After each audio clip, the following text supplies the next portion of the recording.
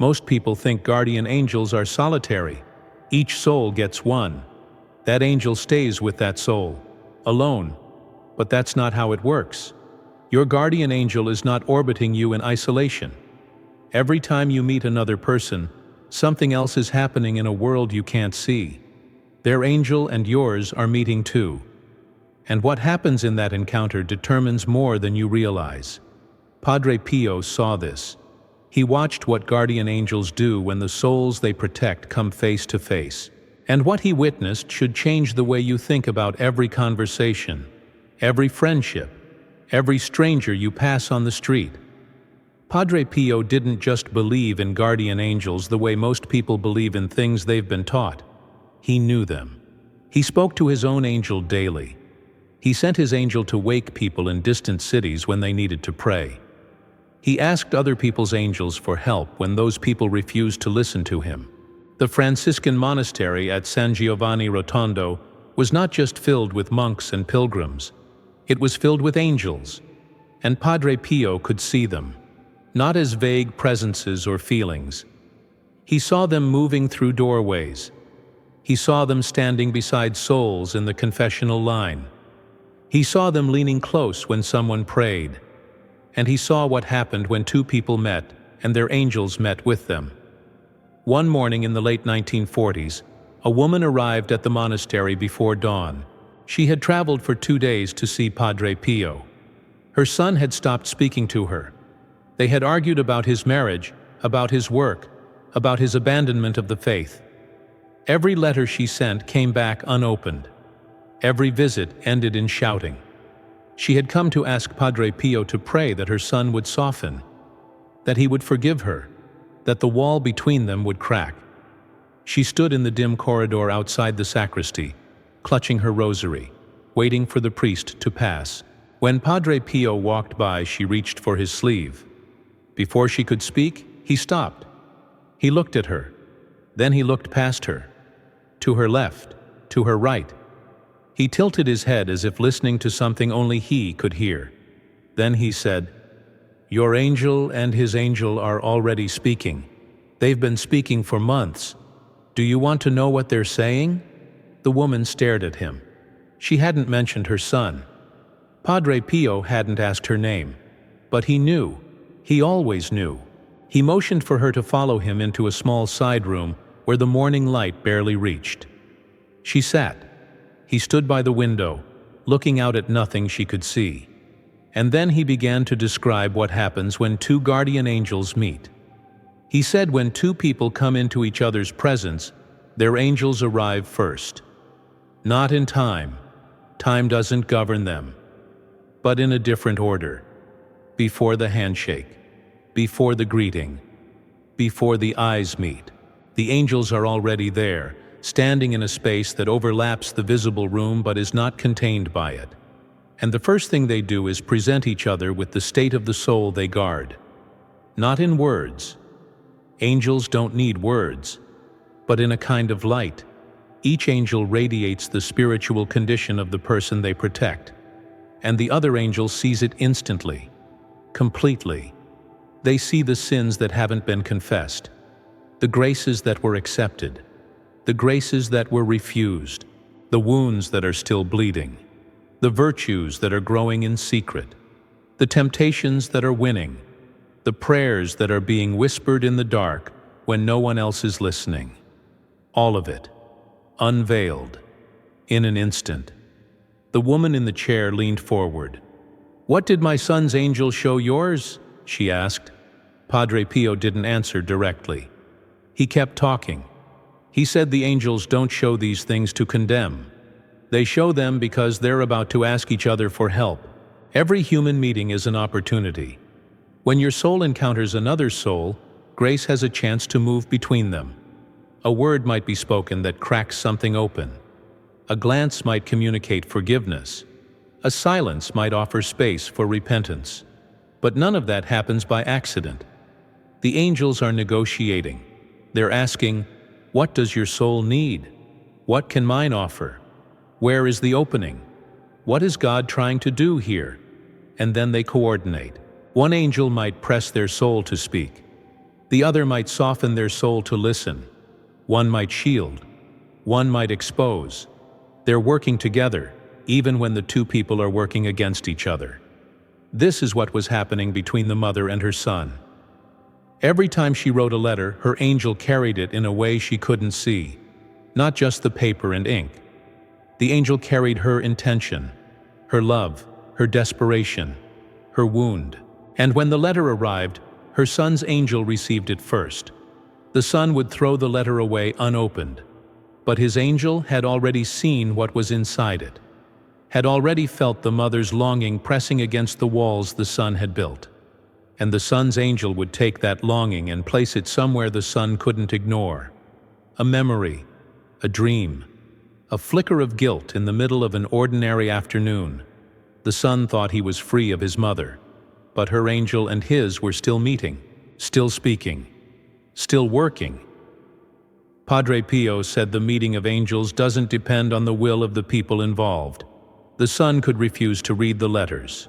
He could refuse to visit. He could harden his heart every time he thought of his mother. But he couldn't stop his angel from meeting hers. And he couldn't control what happened in those meetings. The angels answer to God, not to the souls they guard.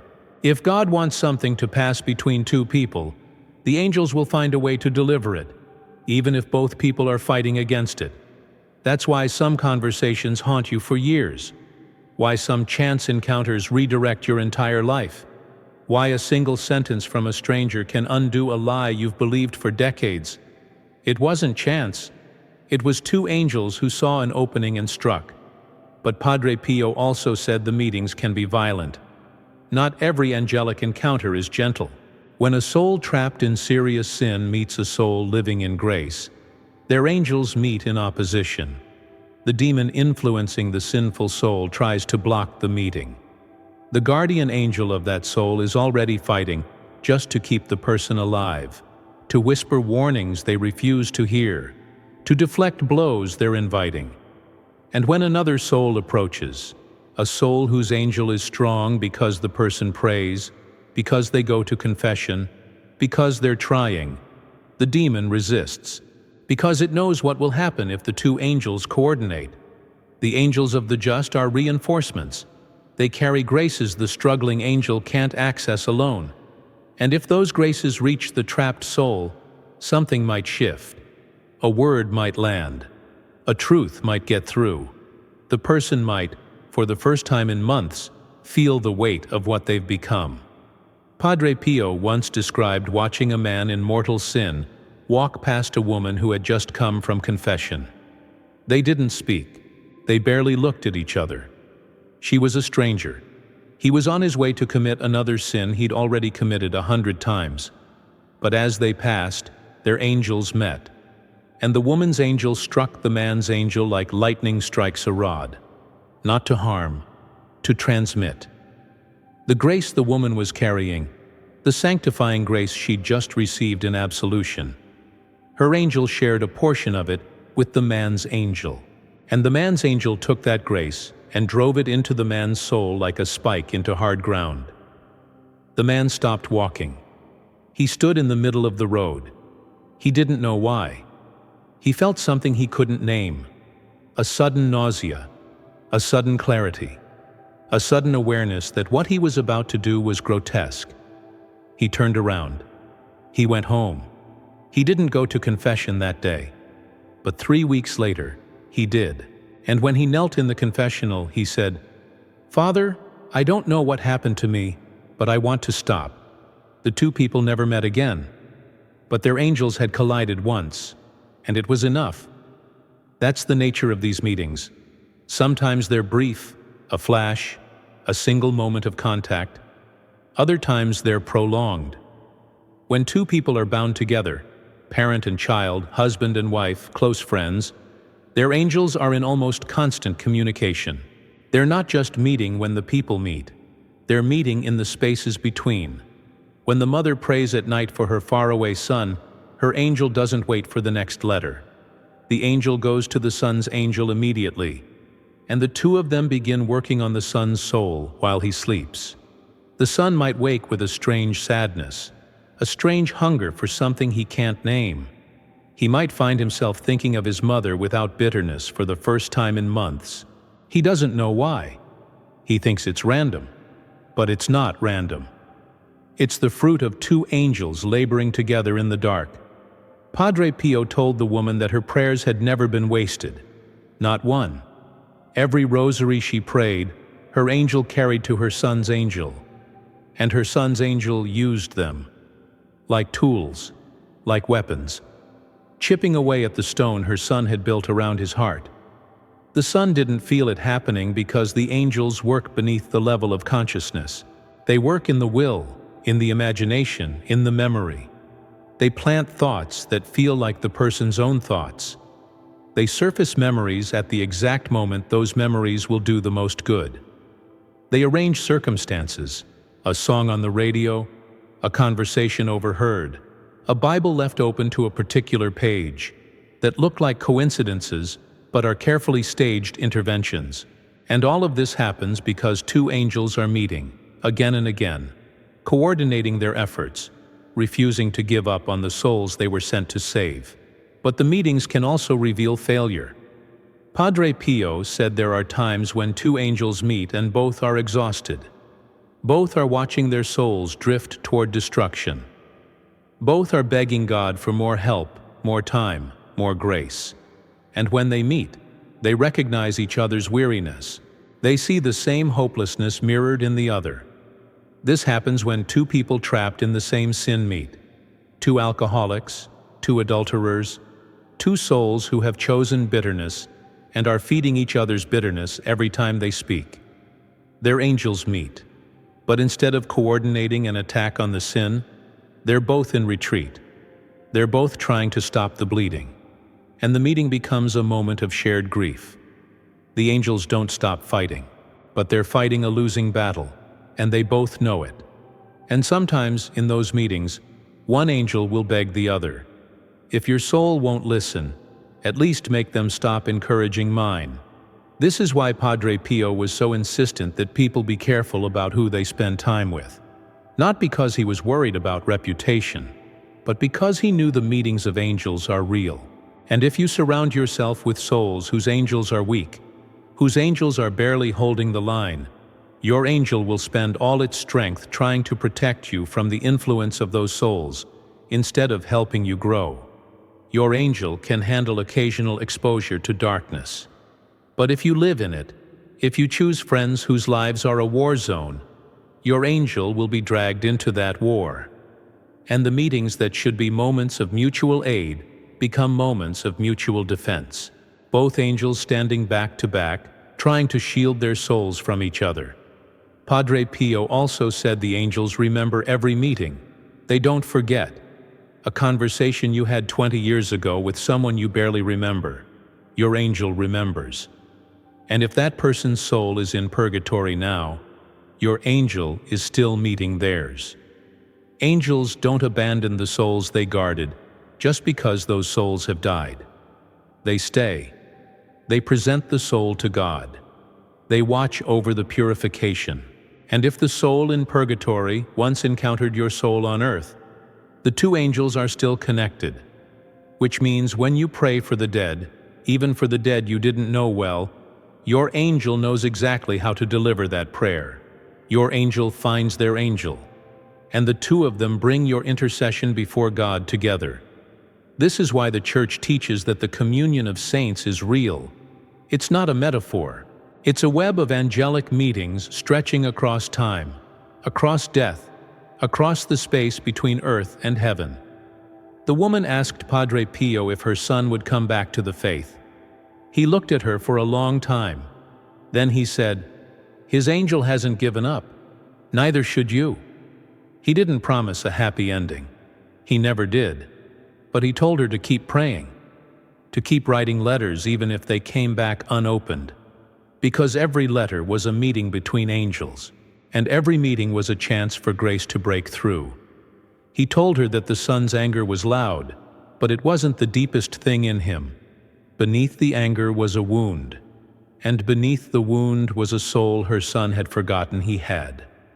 And that soul could still hear. not her voice, but the voice of his angel, who had been speaking to him since the day he was born and would keep speaking until the day he died. The mechanics of this are simpler than they seem. God assigns each soul a guardian angel at the moment of conception. That angel is chosen specifically for that soul, not randomly. The angel's strength, its temperament, its particular gifts, all matched to the needs and mission of the soul it will guard. And from that moment, the angel never leaves. It follows the soul through every stage: childhood, adolescence, marriage, old age, sin, repentance, suffering, joy. The angel is there for all of it, and because the angel is there, it knows that soul better than anyone else ever will, better than parents, better than spouses, better than the soul knows itself. The angel sees the soul as God sees it, without illusions, without the lies the soul tells itself. The angel knows exactly what the soul is capable of, what it's running from, what it's starving for, what would save it. And when two souls meet, their angels bring all of that knowledge into the encounter. They meet not as strangers but as diplomats, each representing the deepest interests of the soul they guard. And they negotiate, not against each other. They're never enemies. Even when the two people hate each other, the angels are on the same side. They both want the same thing: the salvation of both souls. So they look for common ground.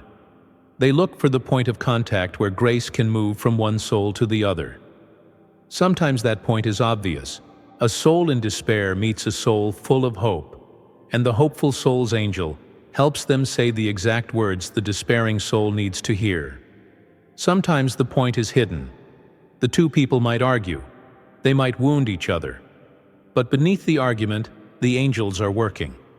One might be using the conflict to expose a pride that needs to be broken. The other might be using it to reveal a truth the person has been avoiding. The people think they're enemies. The angels know they're tools in each other's sanctification. This is what Padre Pio wanted people to understand. You are never alone with another person. Every human relationship is a three-way relationship. You, the other person, and the two angels standing between you. And those angels are not passive. They're not just watching. They're acting. They're translating. They're amplifying certain words and muffling others. They're steering the conversation in directions neither of you intended. They're creating opportunities for grace that you'll think were accidents. And they're doing all of this because they love the souls they guard, with a love that doesn't quit, doesn't compromise, and doesn't care about your comfort. They care about your salvation. And if wounding you will save you, they'll coordinate the wound. So when you meet someone, know this: your angel has already told their angel everything about you. The sins you're hiding, the graces you're wasting, the fears that are controlling you, the lies you believe. All of it is now known by the angel of the person standing in front of you. And their angel has told yours the same about them. You're standing in front of each other with secrets, but your angels are standing in front of each other with none. And whatever happens next, whatever words are spoken, whatever silences are kept, whatever wounds are given or forgiven, it's all happening on two levels. The level you can see, where two people are trying to navigate a conversation, and the level you can't see, where two angels are trying to save two souls. And the second level is more real than the first.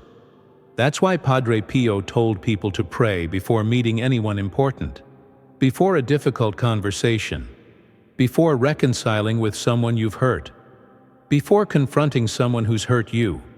Because when you pray, you're giving your angel more to work with. You're softening yourself. You're making yourself available to the movements of grace. And your angel can use that. Your angel can show the other angel that your soul is open, that you're willing to hear, that God can work through you if the moment is right. And the other angel will adjust accordingly. The conversation you were dreading might become the conversation that heals you, not because you said the perfect thing, but because two angels coordinated a miracle in the middle of your fumbling words.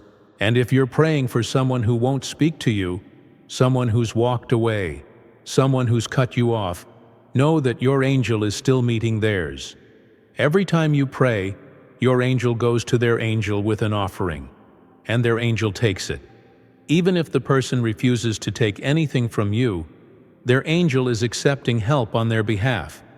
Because the angel knows what the person doesn't, they need it. They're dying without it. And the angel will use every prayer, every sacrifice, every tear you've wept for them, as ammunition in a battle the person doesn't even know is being fought. The meetings of angels are the hidden infrastructure of every human relationship. Marriages survive because two angels refuse to let two stubborn souls destroy each other. Friendships deepen because two angels create moments of vulnerability neither person planned. Enemies reconcile because two angels finally find the crack in both defenses at the same time. Children come back to the faith because their parents' angels spent decades coordinating with theirs, setting traps of grace in places the children thought were safe from God. None of this is luck. None of this is chance. It's the work of angels who meet, plan, and execute the rescue of souls with a precision and patience that humbles every human effort. Padre Pio saw this thousands of times. He saw angels meeting in the confessional line. He saw angels meeting when a stranger asked him for a blessing. He saw angels meeting when two people who hated each other were forced to stand side by side at Mass. And every time he saw the same thing, two angels taking the mess of human brokenness and searching for the thread of grace that could pull both souls closer to God. Sometimes they found it immediately. Sometimes it took years. But they never stopped looking, because that's what they were made for. Not to watch, to intervene. And they intervene most powerfully, not when you're alone, but when you're with another soul whose angel can help yours finish the work God started in you.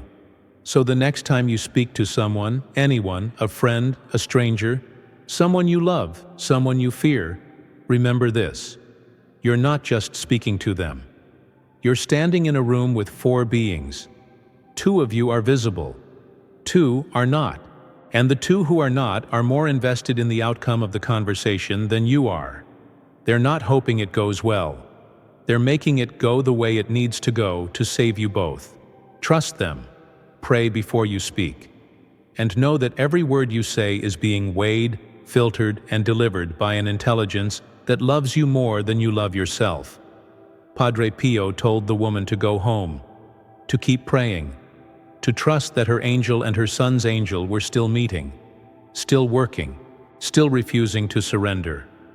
She left the monastery that morning with nothing visible changed. Her son still wasn't speaking to her, but she walked differently, because she knew now that the silence wasn't empty. It was full of angels.